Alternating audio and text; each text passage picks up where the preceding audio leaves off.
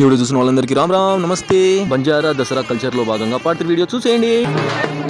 ఇక్కడ మా చెల్లి అమ్మవారిని ఎత్తుకుంది కాబట్టి ఆమెని దేవతగా భావించి ఆమె కాళ్ళని కడుగుతారు. ఆ కాళ్ళను కడిగి దేవతను మొక్కుతారు.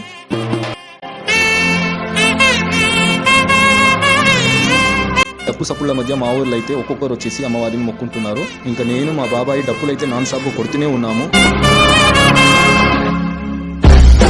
ఈ విధంగా డప్పు సప్పుళ్లతోటి అమ్మవారిని అయితే ఆటో దగ్గరికి తీసుకెళ్తున్నాం. ఎందుకంటే చెప్పాను కదా అమ్మవారిని కడిపియాలని, పాలతోని శుభ్రం చేయాలని. ఫైనల్ గా ఆటో దగ్గరికి అయితే వచ్చేసినాము. ఆటో దగ్గరకు వచ్చేటప్పుడు మా బాబాయ్ సప్పుళ్ళు కొంచెం గట్టి కొట్టండి అంటే నేను మా బాబాయ్ మామూలుగా అయితే కొట్టలేదు.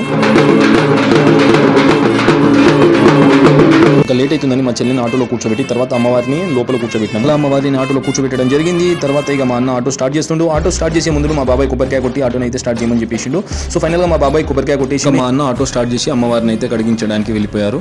ఇంకా మా వాళ్ళు మొత్తానికి లొకేషన్కి చేరుకున్నారు. అమ్మవారిని ఫస్ట్ నీళ్లతో కడిగి తర్వాత పాలతోటి కడుగుతారు. నీళ్లు పాలే కాకుండా తర్వాత నెయ్యి మరియు పెరుగుతోటి అమ్మవారిని శుభ్రంగా కడుగుతారు.